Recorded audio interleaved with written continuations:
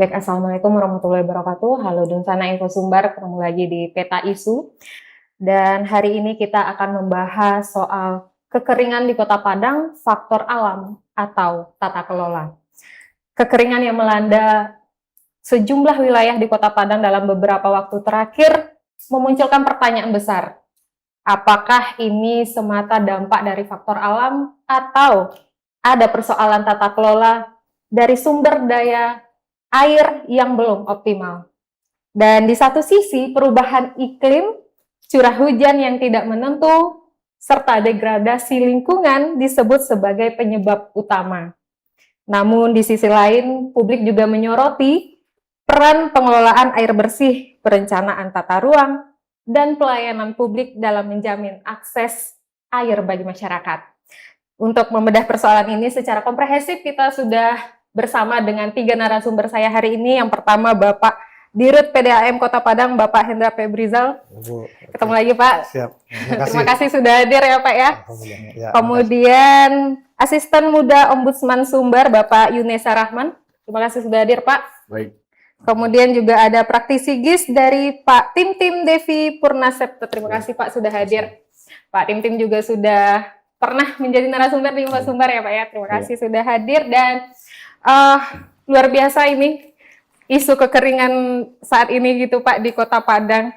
Tapi sebelum kita membahas lebih jauh, Febri ingin dengar dulu Pak, bagaimana gambaran kondisi pasokan air bersih sendiri di Kota Padang saat ini? Oke, baik deh. Terima kasih. Assalamualaikum warahmatullahi wabarakatuh. Waalaikumsalam. Kami dari Perumda Air Kota Padang menyampaikan bahwa layanan air bersih ya per hari ini sudah mencapai 98,9%. Oke. Artinya ada 1,1% pelanggan Perumda Air Kota Padang. Artinya 98,9% itu 128.396 pelanggan yang sudah menikmati air dari Perumda Air Kota Padang. Dan sisanya sekitar 1.467 pelanggan kita yang memang benar-benar terdampak, namun sebagian dari 1,1% itu di saat tengah malam mereka juga ada menikmati sebagian. Oke. Nah, itu. Dan saat ini memang kita berupaya bagaimana secara maksimal memberikan pelayanan. Nah, mereka yang tidak mendapatkan layanan air bersih, kita menyediakan tap-on dan kita antar melalui mobil tangki setiap hari untuk kita lakukan. Dan juga sebelumnya Perumda Air Minum Kota Padang melalui pemerintah daerah, Wali Kota Padang, kita juga sudah memberikan keringanan sebesar 50% pemakaian blok pertama. Pemakaian itu blok pertama 0 sampai 10 meter kubik itu kita berikan keringanan 50%. Artinya hanya dibayar 5 kubik saja dari pemakaian blok pertama tadi. Itu yang 1% tadi ini Pak, ini daerah mana yang belum Nah, teraliri? 1% ini ada di daerah jalur pipa Jembatan Gunung Nago kita kan putus. Ada 4 perumahan di situ, 63 sambungan rumah yang memang tidak menikmati air bersih sama sekali. Oke. Nah, itu yang kita suplai selalu pakai mobil tangki dan kita menyediakan tap-on. Setiap hari? Setiap hari. Kalau di lokasi itu bahkan 2-3 kali sehari kita lakukan pengisian. Oke. Ada yang Bapak bilang tadi diskon 50% itu mulai kapan berlakunya Pak? Itu rekening Desember, pembayaran Januari bulan ini. Oke. Ya. Harusnya sudah bayar ya Pak ya? Sudah Itu ada sekitar 90 ribuan pelanggan kita yang pelanggan khusus rumah tangga. 90 ribuan. 90 ribuan? Iya, pelanggan kita. Oke. Tapi ini Pak, dengan wilayah yang tadi terdampak itu, kira-kira penyebab sebenarnya itu apa sih Pak? Pertama, jaringan jembatan kita putus. Ya, yang biasanya bentangnya itu hanya 120 meteran, sekarang sekitar 250 meter. Tentu kita tidak mungkin bisa membentang sejauh itu, di mana-mana itu jembatan pipa yang harus kita buat dulu. Nah, kan karena jembatannya yang putus, jadi kita tidak ada tempat menggantungkan pipa. Nah, kita memang sudah berupaya ya, tentu setiap ini selalu berkoordinasi. Dan sebagian lagi itu di daerah Ampang, ya kan di daerah Jati Parak Salai, lalu ada di daerah Simpang Haru, Sisingamangaraja, itu yang sekian ribu tadi pelanggan. Dan itu kita memang masih juga mensuplai mereka melalui Detmon yang kita sediakan dan juga melalui mobil tangki yang kita suplai setiap harinya. Oke. Nah, yang rusak ini Pak, ini sudah berapa lama sebenarnya rusak? Secara Yang putus umum, tadi. pasca bencana kita kan terjadi kerusakan sekitar 90%. Ya. Nah, dalam jangka waktu 1 minggu kita sudah berhasil menyelesaikan pemulihan kita, cakupan layanan kita sudah di angka 77%. Target pemerintah kita harus menyelesaikan di atas 90% itu di tanggal 1 Januari 2026. Tanggal 24 Desember kita sudah memenuhi target tersebut sampai di angka ya 98%. Nah, sekarang di angka 99% yang bisa kita tuntaskan. Nah, 1% ini penyebabnya adalah intake kita di Kampung Koto ya itu masih dalam kondisi darurat, airnya keruh, lalu daya pompa hisap yang menyebabkan juga tidak maksimal, dan air yang bakunya juga sekarang masih keruh karena terjadinya di hulu itu yaitu perbaikan saluran irigasi, perbaikan sungai, normalisasi sungai. Jadi air di hulu dia selalu keruh sampai saat ini. Dan kapasitas produksi kita yang sejak awal pertama itu bisa kita operasikan itu hanya bisa 60%. Artinya kapasitas kita 500 liter itu bisa menghasilkan 300 liter per detik. Dan saat ini sudah di angka 430 sampai 450 liter per detik. Nah, itulah sisanya tadi yang belum bisa maksimal untuk mensuplai air di daerah Ampang, ya, di daerah Singamaraja, di daerah Parak Salai, ada juga di Pancasila sedikit dan Jalan Hang Tuah. Nah, itu beberapa daerah memang yang terus kita suplai melalui pelayanan mobil tangki.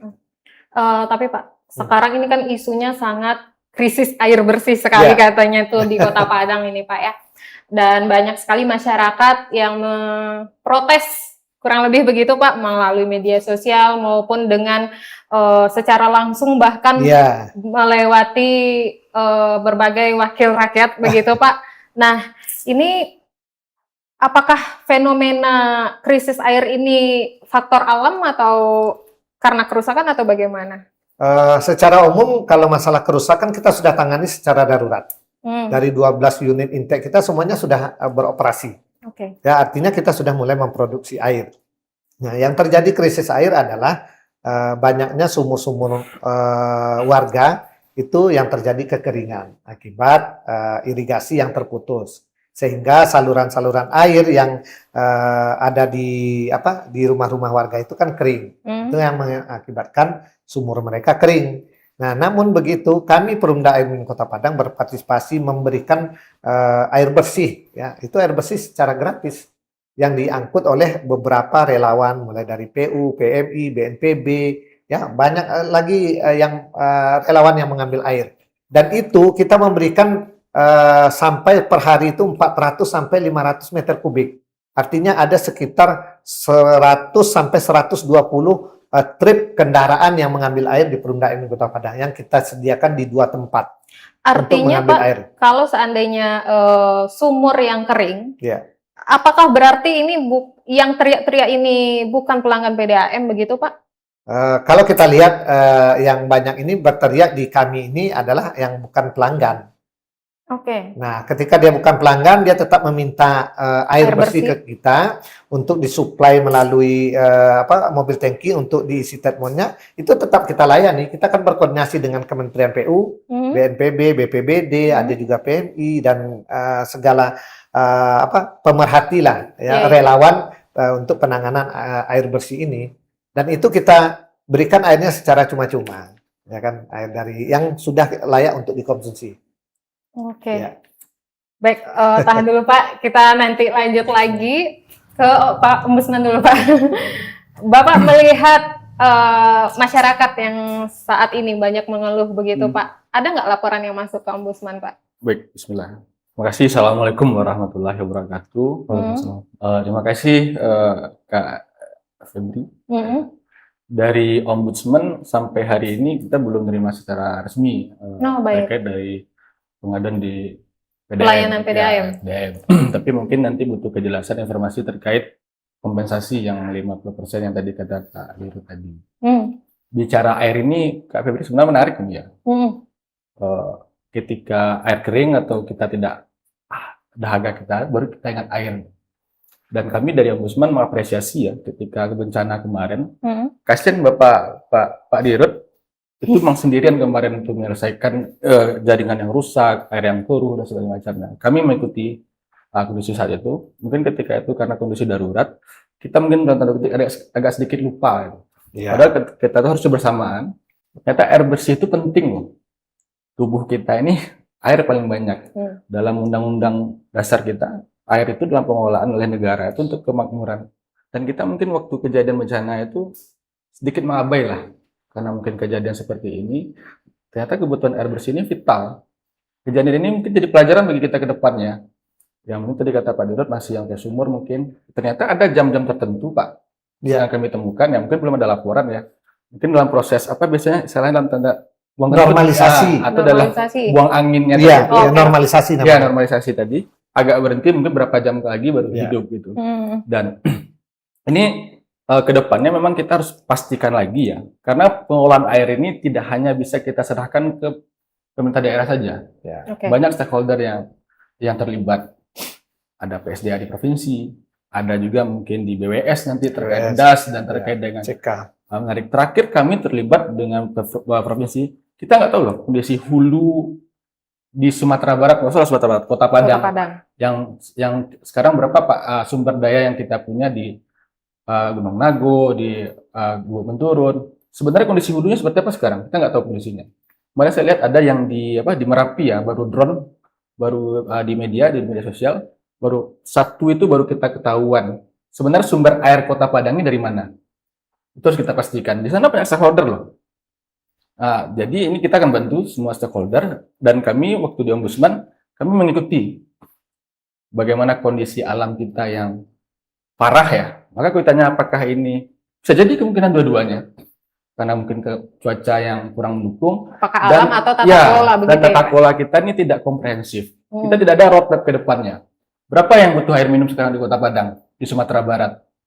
Sebenarnya apakah kemampuan pemerintah daerah dalam menyediakan air bersih? Apakah kita butuh melibatkan pihak swasta? Atau juga ternyata ada loh BUMN Perumda Tirta Jasa yang punya BUMN yang bisa kalau memang membutuhkan kerjasama dan sebagainya untuk ketersediaan air bersih dan sebagainya macam bisa lakukan. Sayangnya kemarin itu ya, kami menilai ini PDAM kita biarkan sendiri kemarin dengan kerusakan yang ternyata luar biasa ya, yang tabung besarnya itu. Dan ini ujian kita ke depannya. Kalaupun terjadi sesuatu yang tidak kita inginkan, ya air bersih ini akan seharga luar biasa nanti akan jadi komersial.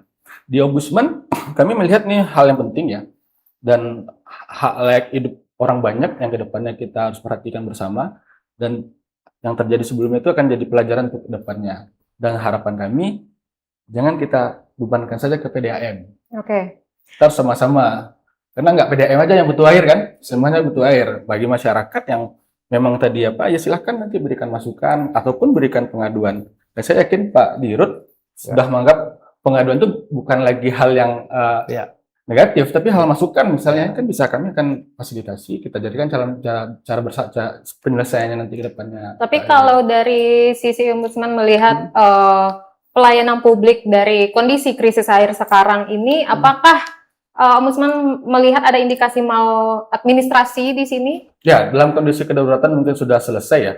Kalau sampai hari ini yang terjadi mungkin kebanyakan miskomunikasi ya, atau loss informasi yang mungkin dari PDAM dengan keterbatasan jangkauan kepada masyarakat, ataupun keterlibatan sampai ke administrasi terendah, misalnya RT, RW, ataupun yang di bawah, itu mungkin nanti ke depannya, ataupun di tempat-tempat ibadah yang bisa menjangkau masyarakat.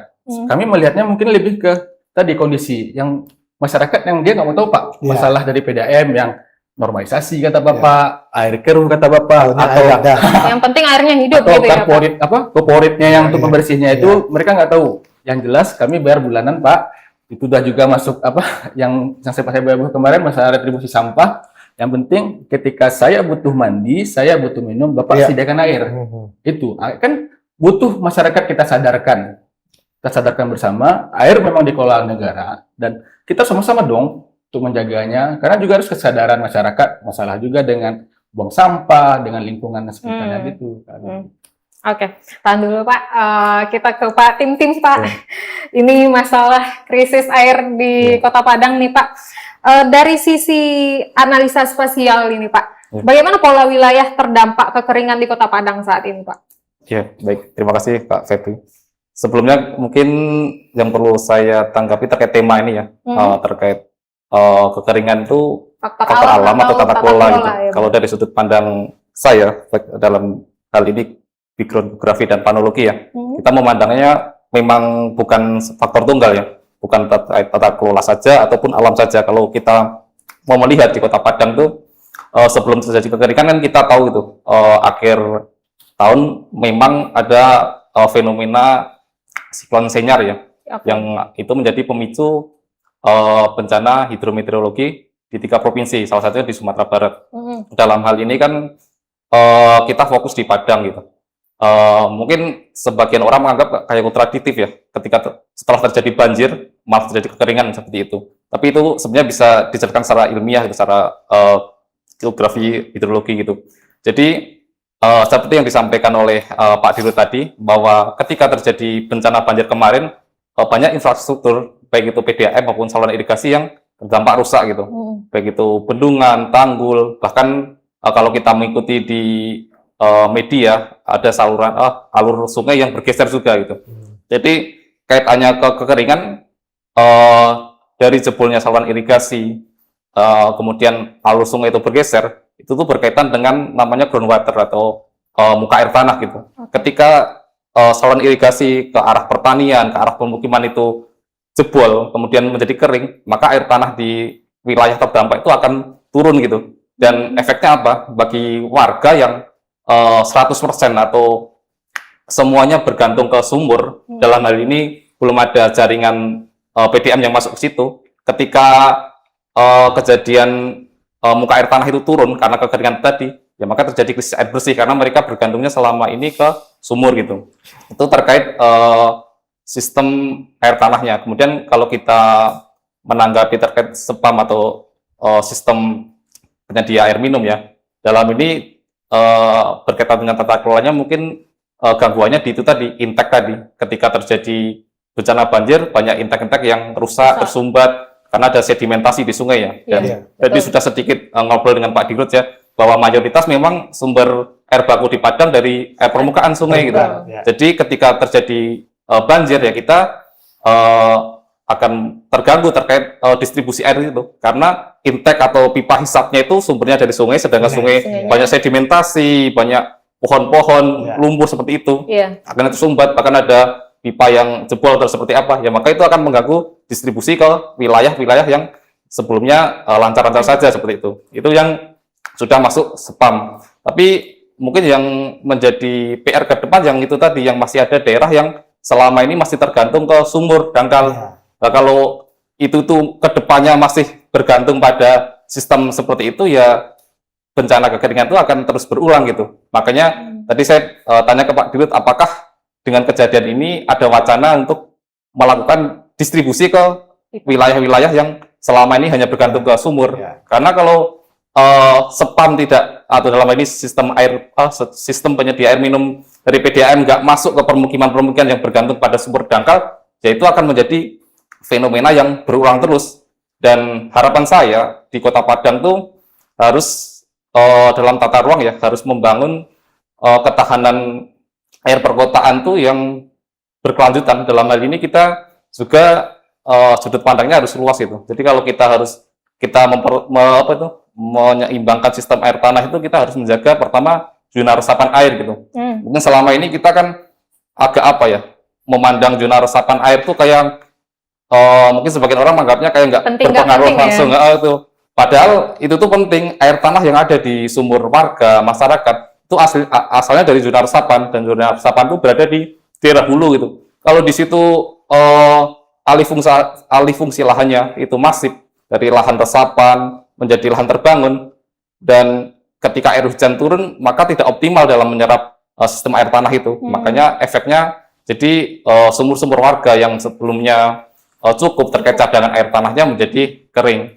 Makanya ketahanan air perkotaan itu sangat penting. Dalam pertama tadi melindungi yunar resapan air di daerah atas-atas Kota Padang, kemudian penata ulangan das ya, das itu mulai dari daerah hulu kemudian daerah tengah, hilir itu kita tahu di situ kan sepadan sungai itu memang harus dijaga sebagaimana fungsinya, jangan ada lahan terbangun di situ seperti itu. Kemudian mengintegrasikan dalam hal ini tata ruang RT RW RDDR dengan neraca sumber daya air itu.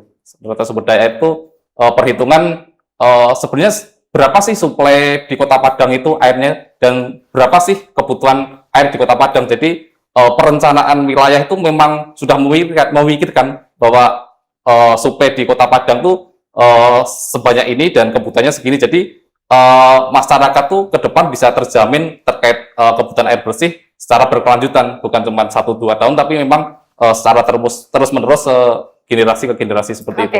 Tahan di situ Pak. Sudah 2 orang nih Pak yang ngomong bahwa Pak Yunesa sama Pak Tintim juga. Apakah kita tuh punya Pak gambaran suplai air kita berapa, kemudian kebutuhan dari Kota Padang sendiri terhadap air bersih berapa? Ada proyeksi seperti itu nggak Pak di PDAM sendiri? Itu sebenarnya ada ya.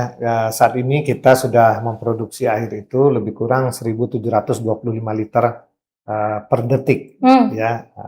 Ini kapasitas di produksi kita sekitar 130.000 pelanggan kita yang aktif di Kota Padang. Itu cakupannya baru sekitar 51% lah. Cakupan layanan kita. Pertama itu dia karena kita belum ideal capacity. Nah, dalam program jangka panjang kita ke depan di Renbis kita akan ada pengadaan lebih kurang penambahan itu sekitar 700 liter per detik. Itu yang dibantu oleh pemerintah pusat. Nah, ini juga kita harus mengetahui. Kan banyak mengatakan bahwa sudah banyak dibantu oleh pemerintah pusat. Iya benar, kita dibantu. Pertama kita dibantu dalam rehab rekod. Lalu kita akan dibantu pembuatan itu penambahan kapasitas 200 liter per detik pipa Taban 3 dengan jalur pipa distribusinya sekitar 19 kilo untuk sampai ke daerah perkotaan. Lalu ada pembangunan IPA Gunung Pangilun, itu akan kita pindah ke Kampung Goto karena memang sudah tidak layak, itu kapasitas 500 liter per detik. Nah, total anggaran yang kita dapatkan ya, itu lebih kurang 800 miliaran. Nah, itu baru akan bergulir pada tahun ini. Akan dilelang oleh pemerintah pusat melalui Kementerian PU, lalu nanti akan setelah ada hasilnya, sesuai koordinasi kami, itu baru bulan Mei nanti akan dikerjakan tahun ini. Dan target selesainya itu di Desember 2027. Masih lama ya Pak. Jadi pengerjaannya butuh waktu sampai 20 bulan. Nah ini kan yang disampaikan, ya ini baru akan dimulai. Ya mudah-mudahan dengan adanya mitigasi bencana yang kita ajukan ke pemerintah pusat, ini bisa mengatasi permasalahan air di Kota Padang. Termasuk tadi beberapa daerah yang belum bisa kita aliri. Tentu ini kita mulai dari sumber dulu. Pengolahan, terus jaringan pipa distribusi utama, baru nanti jaringan pipa distribusi tersier untuk pelanggan-pelanggan kita, ya kan? Nah itu yang akan mudah-mudahan ya ini selesai ya di tahun 2028 ya itu baru kita akan mulai nanti untuk bisa menjangkau daerah-daerah yang memang belum teraliri. Nah tentu ini menunggu ini dulu selesai, ya kan? Kalau ideal kapasitinya tidak ada, bagaimana kita mau menambah pelanggan kita, ya kan? Saat ini kita belum mampu menambah pelanggan yang terlalu banyak. Target tahun ini ya sekitar 3.000 pelanggan, baru bisa kita maksimalkan, ya. Tapi kalau dengan adanya penambahan tadi, ya kapasitas tadi, ya kita bisa menargetkan per tahun itu bisa 6.000 pelanggan. Nah, itu nanti sampai 5 tahun ke depan itu kan kita ditargetkan kepala daerah itu 30.000 pelanggan. Nah, bisa cakupan layanan kita nanti bisa di atas 60% di Kota Padang. Artinya Pak, yang sekarang mengalami krisis air ini yang mungkin 1% tadi yang kita bicara soal pelanggan PDAM saja begitu ya Pak ya? Karena yang lain kalau sumur bukan pelanggan PDAM begitu ya Pak ya? Artinya bukan tanggung jawab Bapak apa gimana? Kita sudah sepakati yang menjadi pelanggan PDAM itu tanggung jawabnya PDAM. Yang bukan itu tanggung jawabnya pemerintah. Secara bersama-sama. PDAM diminta untuk menyediakan air bersih untuk didistribusikan. Kita sudah sediakan. Oke. Artinya PDAM di sini juga ikut berperan membantu yang bukan pelanggan PDAM sendiri, tapi yang pelanggan PDAM sendiri sekarang yang mengalami krisis air yang mungkin belum selancar wilayah yang 98% tadi ini, Pak. Kira-kira kapan bisa pulihnya, Pak? Tentu kita tetap berupaya semaksimalnya bagaimana ini segera cepat prosesnya. Nah, sekarang kendalanya adalah karena adanya terjadi normalisasi sungai, kita di hulu ini tidak bisa mendapatkan air yang air baku yang cukup bagus, ya. Nah, makanya kita menunggu, ya tentu itu harus siap dulu. Ya, mudah-mudahan ini cepat selesai. Produksi kita di Intek Kampung Koto 500 liter per detik ini bisa segera teratasi. Nah, artinya bisa memang produksi ini menjadi 500 liter per detik. Sekarang ini baru 420 liter dapatnya, sampai 30 liter per detik. Tapi ada estimasi waktu pulih nggak, Pak? Karena masyarakat ini ya tahu sendiri ya, Pak ya. Kita nggak bisa jawab dengan kita tunggu pasti akan ada gejolak lagi, tapi mungkin ada estimasi waktu pemulihan dari Bapak? Kita tetap berupaya semaksimalnya, ya bagaimana ini bisa pulih. Tentu kita juga tidak ingin sebenarnya berlama-lama. Iya, betul. Tentu kami juga memohon dukungan semua pihak. Ya. Dan kami ucapkan terima kasih kepada semua pihak, ya. Tentu Pak Wali Kota yang sangat perhatian, serius dalam menangani krisis air bersih ini, dan juga Kementerian PU khususnya BWS dan BPK yang memang support membantu kita dalam pemulihan akses air bersih ini. Artinya masih menunggu dulu ya, Pak ya? Memang nggak ada yang instan begitu ya, Pak? Tidak bisa kita menyatakan PDAM ini sudah banyak dibantu, kok masalah air bersih belum juga selesai. Bantuan itu kan tidak semerta-merta langsung jadi. Ya, tidak semerta-merta instan, oh inilah bantuannya sekian, oh udah jadi nih, kita bisa laksanakan ya. Tidak juga, kan butuh semuanya proses. Sedangkan darurat saja kita masih butuh proses. Ke Pak Yunesa, Pak. Ya. Apakah kebijakan pemerintah saat ini sudah berperan dan sudah berdampak mungkin kepada masyarakat? Mungkin lebih, apakah sudah berpihak kepada masyarakat? Baik, saya yakin pasti berpihak ya. Tapi mungkin masyarakat secara umum atau khusus pasti akan punya pandangan masing-masing. Kalau ditanyakan ke bapak-bapak, nah mungkin dia akan menjawab tidak berpihak. Bagi kami di Ombudsman, keberpihakan itu nampak dari keluhan atau aspirasi masyarakat itu bisa tertampung. Misalnya tadi kan ada masyarakat walaupun bukan pelanggan PDAM, tapi kan juga warga Kota Padang, Pak. Iya, betul. Warga Kota Padang, Wali Kota Padang kan atasan Bapak. Iya. Dan itu memang bukan di PDAM. Makanya peran-peran dari pemerintah terendah juga harus ikut serta dalam hal tersebut. Nah, harapan kami nanti bagaimana tata kelola tidak hanya pengelolaan air tadi itu, tata kelola suara ini loh, masyarakat tadi. Saya yakin nih Pak Dirut, walaupun bukan pelanggan PDAM, kalau dia butuh air, saya yakin anti PDAM datang. Tanpa harus verifikasi KTP atau KK, oh bukan pelanggan berapa coba gitu cek ya, bukan, oh mohon maaf, nggak bisa. Pasti akan dilakukan. Pertanyaannya itu saya lakukan oleh masyarakat belum.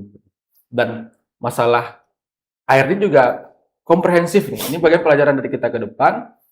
Kita juga lihat tidak hanya sumur ini yang ada di Kota Padang, ada sumur bor loh. Iya. Sumur bor itu pengaruhnya juga ketersediaan air di Kota Padang. Betul. Dan itu ada pajak dan sebagainya macamnya. Bagaimana tata kelola. Dan ini tidak hanya di Kota Padang, ada BWS, ada pihak-pihak tertentu yang harus terlibat dalam tata kelolanya. Di Ombudsman, kami akan lihat suara tadi, jangan suaranya hanya ya. Tapi yang masuk ke Ombudsman, apakah ada terkait tentang retribusi air bersih? Entah itu pelanggan PDAM ataupun non pelanggan PDAM yang terkait krisis air bersih saat ini. Ya kalau yang kemarin itu terkait dengan retribusi sampah yang dicantol di ini ya. Baru itu, sampah berarti. Itu kan bukan untuk PDAM, tapi itu di DLH. Iya betul. Dan sebenarnya cukup rumit dan memang ini butuh kajian ya kami dari Ombudsman melihat. Kalau kita tanya lagi Pak Dirut tidak hanya masalah air bersih, beliau juga ada target PAD loh, yang juga punya tuntutan. Maka dalam pengolahan air di Kota Padang ini memang tidak hanya di talk show kita ini. Mungkin nanti ke depannya Pak Dirut ya bisa. Kami mengalami kemarin cukup rumit berhadapan mungkin seperti BWS dan yang lain-lainnya tentang tata kelola ini. Hmm. Pun itu di tingkat gubernur loh kami lakukan kemarin Iya. di Pemprov. Pemprov ya. Dan kalau Pemprov tidak hanya bicara Kota Padang dong harusnya, Ya. bicara Provinsi. Sumatera Barat. Ya. Nah, dan ini kedepannya yang kami mau cari sekarang itu infonya bagaimana kondisi hulu di Kota Padang ini. Bagaimana? Karena ini yang sumbernya. Ada yang bilang, saya dapat cerita Pak, katanya entah ya benar apa, air yang ada dari Kota Padang berasal dari Solo, dari Singkara. Nah, nggak tahu siapa yang ngomong seperti itu ya. Apakah benar? Atau memang kondisinya mungkin nanti dari bisa menjelaskan, atau memang dari langit hujan turun lalu menampung air itu yang kita minum sampai hari ini. Sebetulnya itu kan butuh dikaji tuh. Ini air bersih loh untuk kita semua. Kondisi itu seperti apa? Oke, dalam teknisnya tadi dari PDM udah bilang ini. Jadi sebenarnya airnya ini air mana yang kita gunakan? Ya. Dan kondisinya Solo kita juga tahu kan bagaimana distribusi air yang akan dikomersilkan kepada masyarakat di Sumatera Barat. Dari kami Ombudsman tadi memastikan pun baik itu pelanggan ataupun non pelanggan, itu pemerintah menyediakan saluran-saluran aspirasi tadi atau pengaduan tadi, komplain tadi, terus ditangkap. Dan tidak hanya kita berharap pada mungkin Pak Dirut sejauh apa kemampuannya. Ya. Kita ada loh pemerintahan terendah. RT/RW itu digaji loh Kak Febri tiap bulan. Mereka harusnya bisa dan bisa mau lurah, melalui kecamatan ataupun pihak-pihak lain yang juga terlibat dalam tata kelola pemerintah kita khususnya dalam pengelolaan sumber airnya. Artinya dari masyarakat langsung tentang keluhan terkait krisis air bersih belum masuk ke Ombudsman, Belum, sebenarnya belum. tapi hanya di masalah retribusi sampah sebelumnya Ya, yang terbaru itu yang sampai tapi belum jadi laporan terkait tadi Pak, yang tadi ada kompensasi 50%, itu mungkin masyarakat butuh. Karena kalau masyarakat yang bayarnya langsung ke mungkin bisa kelihatan ya, tapi kalau yang dia bayar melalui banking handphone, kan nggak ya. kelihatan. Jadi sebenarnya dia bayar berapa, jumlahnya berapa, nggak akan langsung tagihan Pak. Jadi Oke, mungkin siap. itu yang akan terjadi miss ataupun tidak ada informasi yang dijelaskan di sana. Oke, siap. Baik, Pak, tim Pak. Ya. Apakah data GIS ini menunjukkan penurunan debit air di Kota Padang, Pak? Iya. Kalau kita memandang masalah kekeringan ya, sebenarnya kan di daerah-daerah yang terdampak kekeringan itu memang terjadi di tahun-tahun sebelumnya. Tapi memang pasca terjadi banjir kemarin tuh, yang akhir tahun tuh memang itu ibaratnya seperti shock event. Jadi kekeringan itu memang terjadi di waktu-waktu sebelumnya, tapi kejadian kemarin tuh lebih dalam tahun ini lebih tinggi lah intensitasnya, makanya dampaknya meluas seperti itu. Dan kalau kita melihat di Kota Padang kan memang secara topografi memang bervariasi ya. Dan kalau kita bicara kekeringan kan juga nggak bisa disamaratakan semua Kota Padang. Jadi kan memang kekeringan itu berkaitan dengan topografinya gitu. Kalau di daerah-daerah yang bagian tengah, bawah gitu kan dia relatif aman gitu. Tapi kalau daerah-daerah atas ya memang mereka terdampak terkait kekeringan itu. Dan kalau kita bicara airnya dari mana, ya kita bisa melihat kalau tidak salah di Padang itu ada 6 das ya gitu.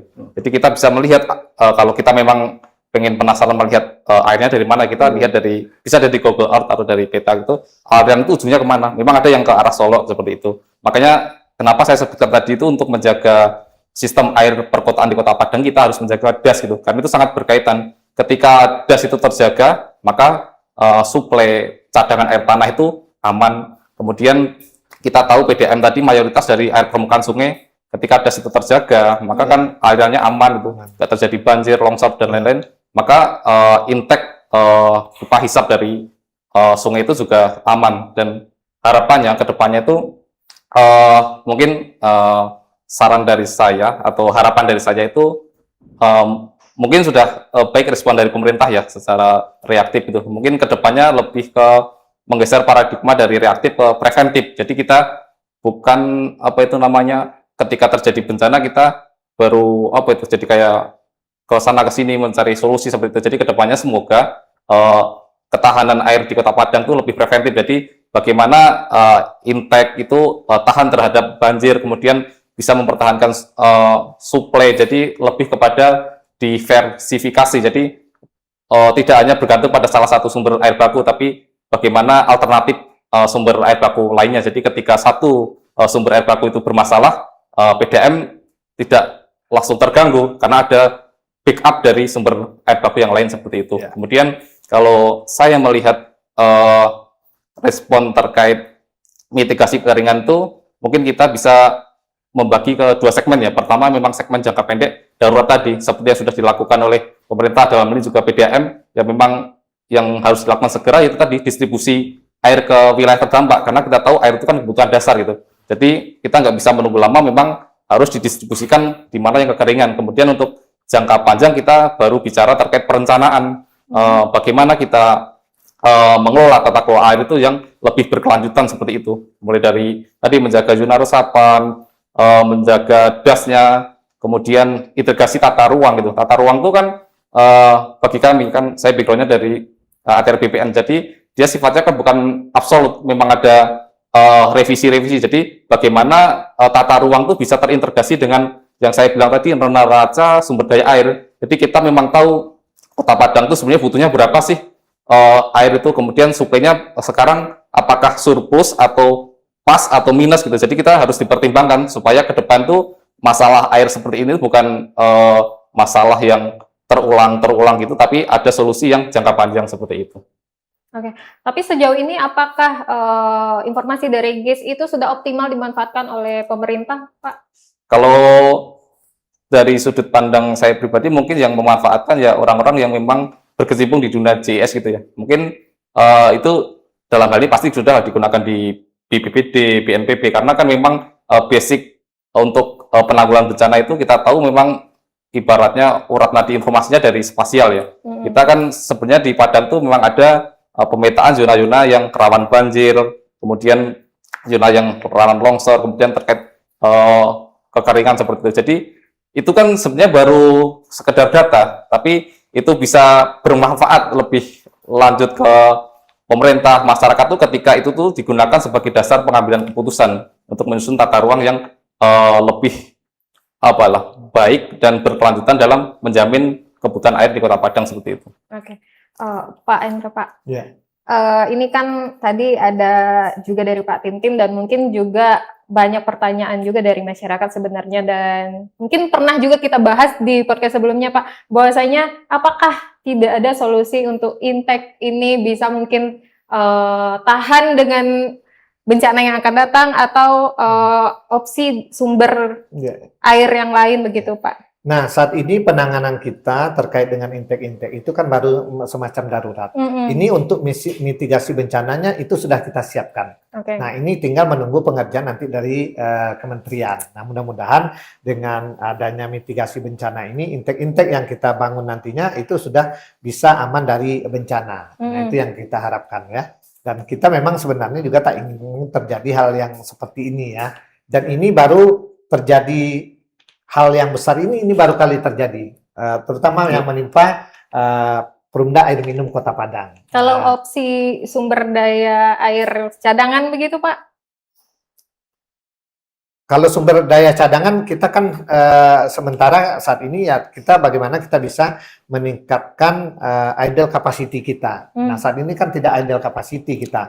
Itu yang kita tingkatkan, membangun pengolahan, menambah jaringan, lalu membuat intek-intek baru ya.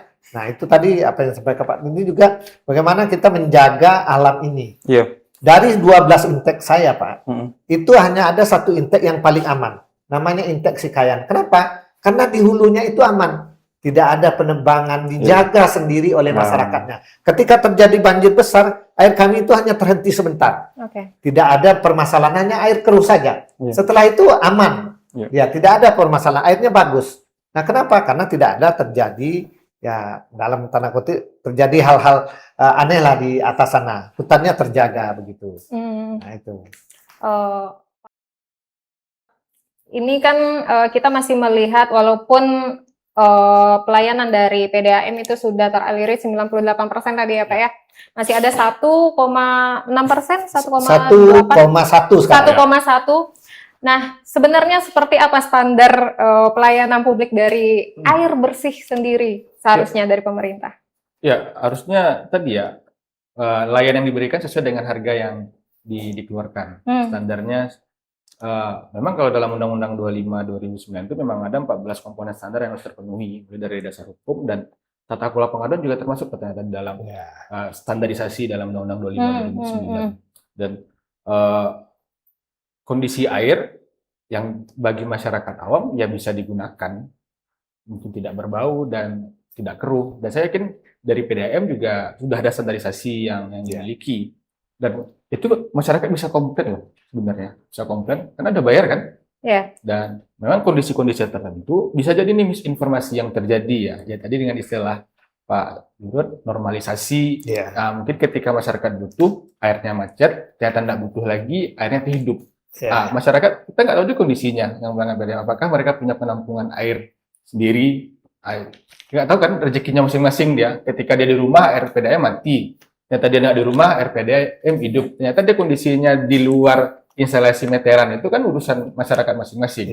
Tiba-tiba dia komplain kemana-mana tanpa diketahui oleh PDAM. Harapan kami ini untuk kedewasaan kita bersama, ya masyarakat, dan saya yakin PDAM juga akan menyediakan nanti saluran pengaduan. Dulu sih banyak, bukan masalah aliran airnya ya, tapi mungkin kondisi karena tidak bayar tunggakan, lalu dicabut persilnya, lalu tidak terima, laporlah ke Ombudsman. Atau dia mau butuh, dulu mungkin masalah persilnya dulu ada orang yang lama yang tidak bayar, ketika masukan baru, mungkin kendala ada tagihan yang belum diselesaikan, itu yang banyak dilaporkan ke Ombudsman. Nah, untuk kedepannya kita sepakati, kalau saya ingat lagi Pak Dirut 2009 di mana gempa, akhirnya kita mengolah air laut kan untuk jadi air bersih. Kita nggak tahu kedepannya Sumatera Barat lah, atau Kota Padang nih kedepannya seperti apa. Terus kita pastikan lagi, dan kita harus sama-sama, air ini kebutuhan dasar, ya oke dasar, dan dia barang publik yang harusnya dikelola negara secara komprehensif, dan bersama-sama kita kelola. Dan ternyata ya masyarakat pun harus terlibat dan bertanggung jawab dalam kondisi tadi ya kata Bapak. Ya kalau cuman ini tanpa ada solusi ya akhirnya besok ada bencana lagi, ada kondisi dari 12 cuma 1 kemungkinan yang masih dengan kondisi yang ada di Kota Padang saat ini. Pak Hendra, Pak, apakah kita melihat dengan gejolak yang terjadi sekarang, apakah ada instruksi langsung mungkin yang dipesankan ke Bapak melalui Pak Wali Kota begitu Pak? Nah, baik. Pertama, ketika terjadi bencana, masyarakat tidak dapat air, Bapak Wali meminta Perumda bagaimana kita bisa memberikan kompensasi terhadap pelanggan. Nah, itu tadi yang dijelaskan, 50% itu adalah pemakaian pelanggan kita blok pertama. Blok pertama itu 0 sampai 10 meter kubik. Itu yang kita diskon 50%. Memang kalau kita lihat melakukan pembayaran online dan segala macam, itu tidak kelihatan. Tapi kalau kita lihat di sistemnya, kita itu kelihatan. Langsung didiskon. Misalkan tarif air 34.000 dalam 10 meter kubik itu langsung didiskon 17.000. Itu kelihatan. Yang kedua, kami juga sudah diinstruksikan kepada Bapak Wali, bagaimana yang 1% tadi, yang benar-benar tidak mendapatkan air, itu airnya digratiskan. Artinya tidak ada tagihan. Artinya rekeningnya 0. Insya Allah itu segera akan kita umumkan sesuai dengan permintaan Kepala Daerah ya, Pak Wali selaku kuasa pemilik modal Perumda Air Minum Kota Padang. Mungkin. Berarti itu juga menjawab kritik dan keluhan dari masyarakat begitu ya Pak ya? Nah tadi yang saya sampaikan tadi, kita akan bebaskan rekeningnya yang 1% tadi yang benar-benar tidak mendapatkan air bersih. Tapi ketika rekeningnya meterannya berjalan, tentu dia memakai dong. Yang tidak sama sekali, misalkan di rumah kita, meteran kita sekarang angkanya 50, dan sebelumnya juga 50, berarti kan tidak memakai air, itu yang akan kita nolkan. Tapi ingat, di rekening kami itu bukan rekening PDAM saja, ada rekening sampah yang tidak bisa kita nolkan. Nah itu kewenangan kepala daerah lagi terkait retribusi sampah. Gitu. Tapi sedikit nih Pak, terakhir mungkin ini juga jawaban yang mungkin dipertanyakan juga oleh banyak orang, mengingat banyak sekali insak yang masuk kepada PDAM berbagai maupun positif dan negatif begitu. Bagaimana Bapak sendiri menghadapi ini, Pak? Nah, bagi kami sebagai perusahaan pelayanan publik, itu semuanya kritik dan saran, baik itu positif maupun negatif, itu tetap kami tampung. Yang positifnya kami terima, yang pasti bagaimana kami tetap bekerja secara maksimal, secara optimal, memproduksi air, dan pelayanan bisa juga secara maksimal kita berikan kepada pelanggan. Dan memang, kewajiban kami yaitu memberikan pelayanan air bersih kepada pelanggan kami. Siap, terima kasih Pak. Baik, kita sudah sampai di penghujung nih Pak. Terima kasih kepada Pak Tim, Pak Yunesa dan Pak Enda sudah bergabung di Peta Isu Dunsana Info Sumber. Kekeringan di Kota Padang bukan sekedar persoalan kurangnya hujan, ini adalah pertemuan antara faktor alam, perubahan lingkungan, dan tata kelola yang mungkin diuji oleh realitas di lapangan. Jika air adalah hak dasar warga, maka krisis air bukan hanya soal teknis, tetapi juga soal kebijakan, perencanaan, dan tanggung jawab publik. Diskusi hari ini menunjukkan bahwa solusi tidak bisa berdiri sendiri. Dibutuhkan kolaborasi antara pemerintah, PDAM, pengelola lingkungan, dan masyarakat dengan satu tujuan, yaitu memastikan air tetap mengalir bagi semua. Apakah di balik setiap keran yang kering ada pertanyaan yang lebih besar? Apakah kita sudah cukup serius menjaga sumber kehidupan? Sampai ketemu di peta isu selanjutnya. Assalamualaikum warahmatullahi wabarakatuh. Wah, Terima kasih, sama-sama. Pak. Ya, makasih Mbak Terima kasih, Fitri. Mbak Titi.